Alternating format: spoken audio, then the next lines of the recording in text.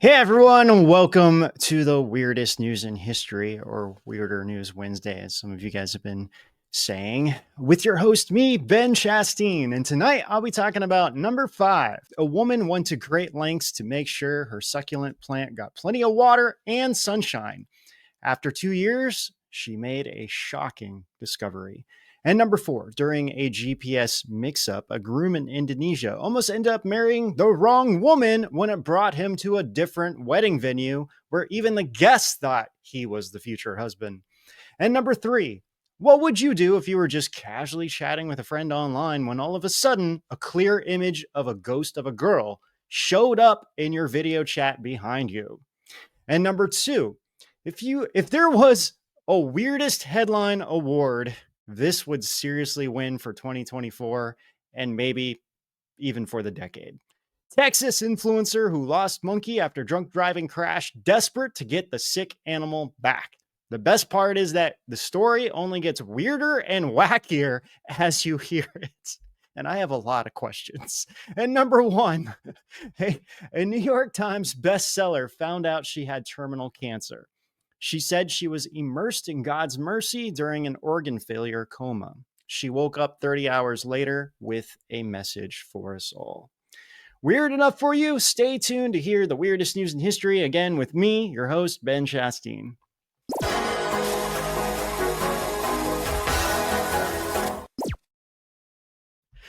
I can't wait to get to the monkey story. It's going to be hilarious. All right, let's just jump into it with number 5. Hope everyone is doing well on this Wednesday. All right, number 5, woman who watered plant for 2 years comes to a shocking revelation. So Callie Wilkes had been religiously watering her succulent plant every day, making sure it had plenty of sunlight and even regularly cleaning the leaves for 2 years straight.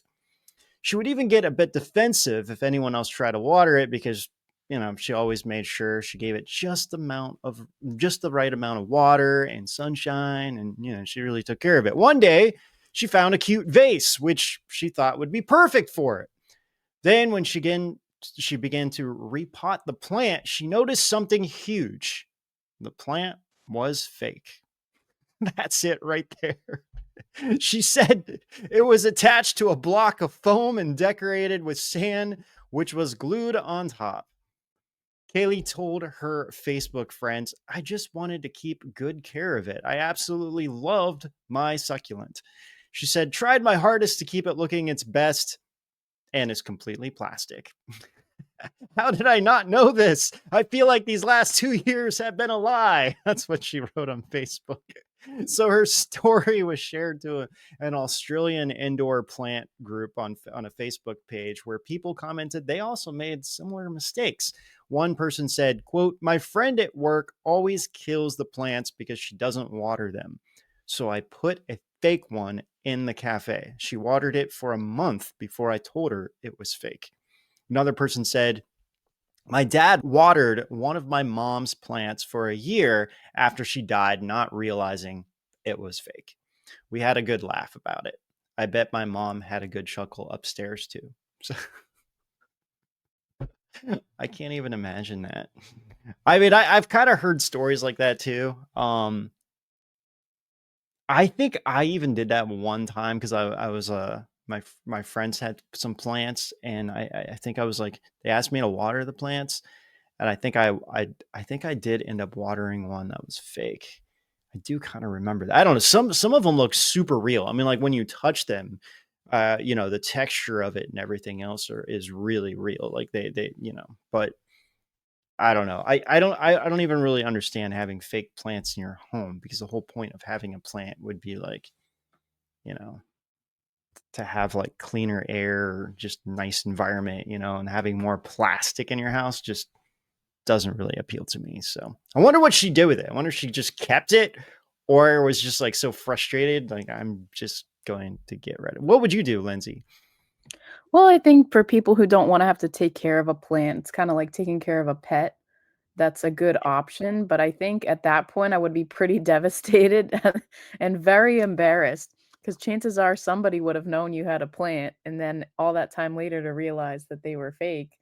I think I'd quietly maybe get rid of it if there were mold in the bottom from all that watering or something. Yeah, I know, that's the thing that bother that, like, I don't understand, like, where was the water? I mean, it wasn't very big, so she probably wasn't watering it very much.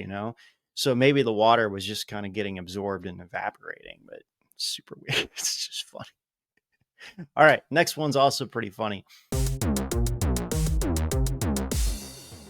Groom goes to wrong wedding venue, nearly marries a stranger in Indonesia. So imagine that you were late for your own wedding, but so you put on your GPS and arrive at the location. You see everyone preparing for a wedding. So, of course, you don't think anything about it. So, aside from hurrying up so as not to keep your guest waiting or your bride waiting. However, this groom didn't realize that there was some mix up on the GPS, and it brought him to the wrong wedding ceremony. That's the guy right there. Seeing a house filled with wedding guests and a photographer, the groom and his entourage did not immediately realize that they were at the wrong venue. Neither did the guests. In fact, they even welcome him, thinking that he was the groom to be. And Alpha, who was the woman who was getting married at this wedding, was getting her makeup and hair done somewhere else, so she didn't even know. She just heard like, "Oh, hey, the groom's here." She's like, "Okay, great, cool, he's here." So she didn't even think anything about it. The groom's entourage even exchanged gifts. They shook hands with the guests.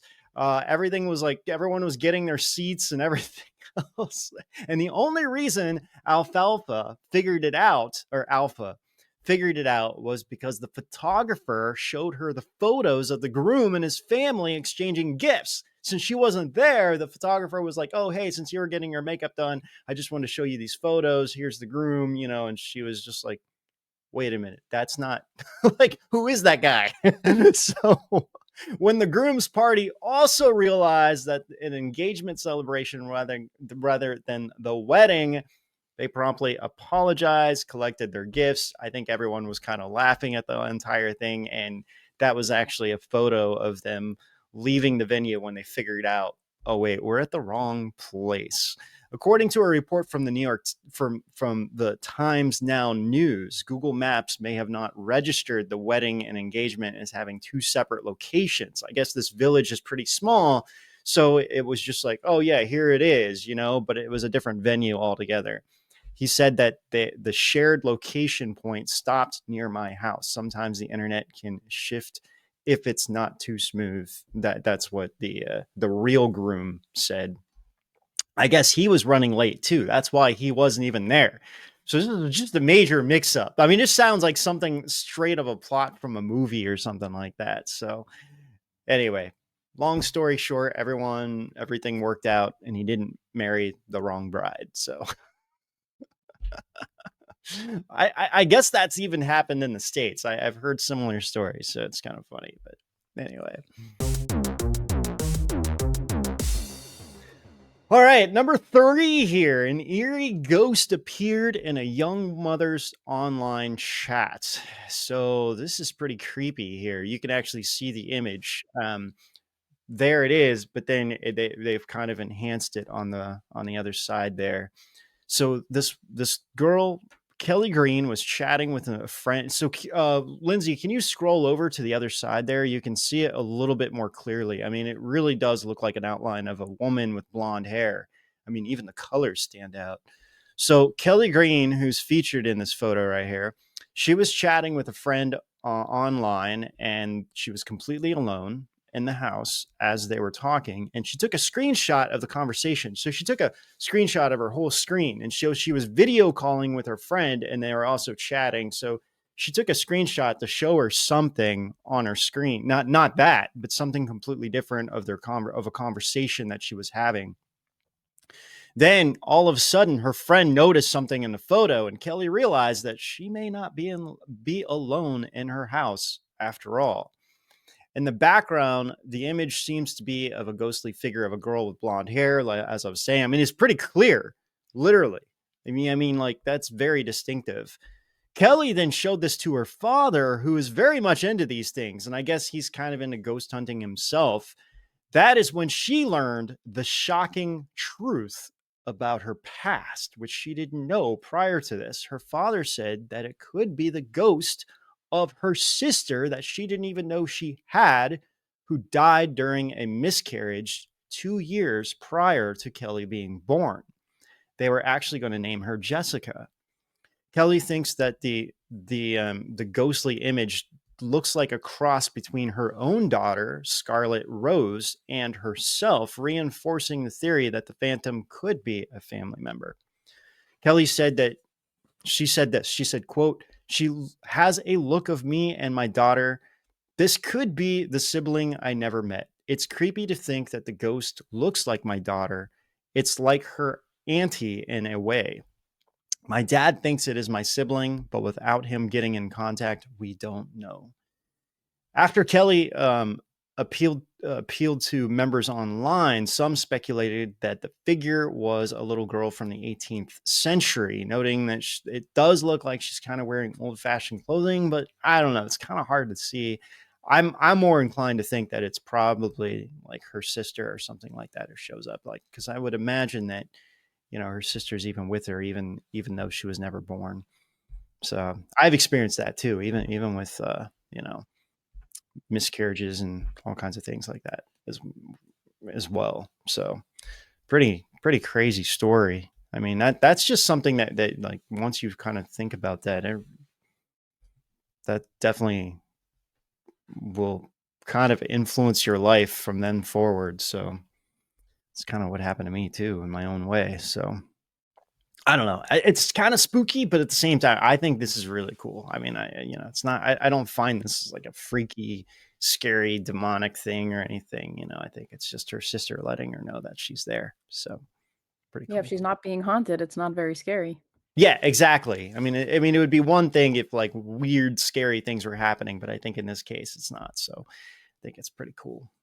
So yeah, I've actually had family or friends, like after a loved one died, they'll like have show up in their photos and things like that. But it's been so long, and this is before the digital era, and I mean, these are all like, you know, photographs, like actual physical photographs, and so I would have to ask them to like take a photo of it and put it up somewhere. I think they were on the internet once upon a time, but yeah, one of my friends who was shot and killed, my friend Luke, he showed up in his because I knew him through this girl that I knew really, really well. She was dating him for a while, and then she had a picture of herself on a couch, and like it looks literally like this kind of ghostly figure of what would be Luke, like sitting next to her, and it was just like we were all freaking out about it. Like, dude, I think that's seriously him. Letting him know that he's there and everything's okay.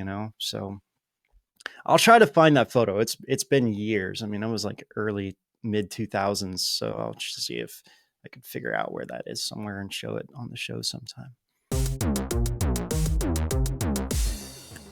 All right, moving on to number 2. This is probably, I think there's different categories of weirder news. There's some that are like kind of scary and spooky, some that are like, mysterious and weird, some that are kind of dark, some that are like hilarious. This would definitely be in the category of the most insane headline I have encountered in a long time. Number 2, Texas influencer who lost monkey after drunk driving crash, desperate to get the sick animal back. And okay, so I have a lot of questions. 1, why were you drunk driving to begin with? 2, why were you drunk driving with a monkey? How did you even get the monkey to begin with? And where is this all going? So, and the story only gets weirder from here. So that's the woman right there. So this small time kind of social media influencer, Brandy Botello, was arrested for a DUI after Dallas police officers responded to a single vehicle accident and found her intoxicated with a malnourished monkey on her lap called Georgie Boy. And this just keeps getting better and better. Brandy said that she was not the one driving, even though she was in the driver's seat with the monkey. So wait, what was the monkey driving? So she was she so the monkey is a 3-year-old spider monkey. I guess it was sick or something. She told police, quote, "I didn't even know what was going on. I slept through the car accident. I didn't know we were in an accident. I wasn't driving." So wait, okay. So now it brings up more questions. You had a monkey in your lap. You were asleep while you were drunk, and then some guy, she said, was driving the car. This, like I said, this just gets weirder and weirder. I'm like, also, how can you sleep through a car accident, even if you were drunk? And then you like switch places. This is so insane. I mean, unless you're totally wasted. But then again, she had the monkey. So this is the monkey here. This is the actual monkey. So she went on to say, quote, "I hopped over to the driver's seat. I didn't know we crashed in front of the police station." What? When I turned around, there was a cop right there, and he was trying to accuse me of driving, but I wasn't driving. Now, I don't even know what to say to the story. Now, she did have a male with her, and he was also charged with public intoxication, but not drunk driving. So neither the humans nor the monkey was seriously injured, luckily. Irving police said that Georgie Boy was diagnosed with rickets, which they described as a bone disease caused by inadequate nutrition. The police department said he was receiving care at an undisclosed wildlife sanctuary in Texas. While at least the police didn't execute Georgie like they did with, in New York with Peanuts, on the one hand, so that's a good thing. At least they took him into custody and brought him somewhere. But she's trying to get her monkey back because, as you can see, that's why she blew up on social media. It wasn't really because of her. Well, she didn't really blow up. She has 40,000 followers or something on Instagram. But Peanut, the squirrel, is a totally different story. I was thinking about the word execute. It's such a weird word because execute means you're executing someone, you're killing somebody, but then also execute is execute in order. It's just our English words are so weird sometimes, but carry out or put into effect or carry out a sentence of death. I don't know. When I was writing this and I was like execute, and I'm like, I had to think twice about it for a second. I'm like, wait a minute, is this the right way to spell it? I guess there's only one way to spell it. It's kind of strange, but anyway, strange world sometimes that we live in, which provides never-ending content for weirdest news in history. And by the way, if you have a weirdest news, even like a personal story or one that you found, please send it to weirder news at arise.tv, and I'll definitely include it in a future episode. So I love hearing these stories. They're hilarious, right? Number 1 is a little bit more serious and more spiritual, and I thought this would be good to end with, even though I think number 2 is probably the best one I've seen in a long time. But number 1, terminal cancer patient immersed in God's mercy during organ failure coma woke up 30 hours later with a message. So in 2006, New York Times bestseller author Anita Morgan fell into a coma as her organs began to fail and shut down. Doctors informed her family and announced that she would only live for a few more hours. During this time, something miraculous happened. Although Anita's eyes were closed and she was still in a coma, her consciousness suddenly woke up. She described the scene. I felt myself expanding out of my body and I could see my own body in the hospital bed. She was like, and she said she was like extremely lucid, or she said that there was an extremely lucid and omnipresent bystander who could be everywhere and anywhere at the same time that was there with her. She felt that her soul had entered another world and she believed to be in heaven. She said she saw many beings there welcoming her. It seemed that every being was immersed in God's mercy and unconditional love, making her realize that the preciousness and greatness of life itself. She said she traveled for a long time in this world, unbounded by time or space, seeing the future and past, which is a very common thing that many people describe with these near-death experiences. She said she suddenly realized that her life goals and choices had been distorted, that she had dealt with everything from a fearful and negative perspective, and that she had lived a heavy life. And that is all this had caused, and all of this had caused the cancer. She said, quote, and I actually learned that my cancer would heal quickly after I returned to my body. So, after more than 30 hours of being on the verge of death, Anita woke up miraculously. She declared to her family at her bedside, she said, I'm going to get better. It's not time for me to die. So, after 4 or 5 days later, the tumors in her body had shrunk by 70%. That's only 4 or 5 days later after she woke up. Like, that's insane. Within 3 weeks, her cancer had completely disappeared without a trace. And after 5 weeks from her waking up, she was discharged from the hospital and went home at that point. I mean, this was like eating her body. Like, she was almost like she was dead, literally. And now all of a sudden it's like completely free. Like, her body just completely regenerated. She said the most important thing she learned from this near death experience was a new understanding of the meaning of life. And it made her understand how we should all live. So that's a great photo right there. That was awesome. Yeah. It was I, pretty cool that she said she was like a lucid and omnipresent bystander who could be everywhere and anywhere at the same time.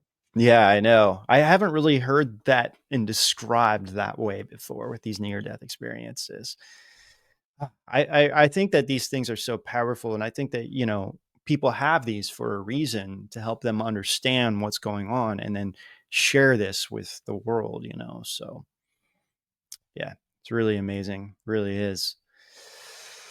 Oh, well, you guys, I hope you like today's episode of Weirdest News in History. Let me know which one you like the best. Let me know what you think about the monkey one. Also, with this near-death experience, it's such a major contrast between all of these, but I think that's what makes this show extra special. So, all right, you guys, thanks again. I'll see you Friday for our Friday Night Live, and with that, I'll see you guys all out on the edge. Take care, everyone.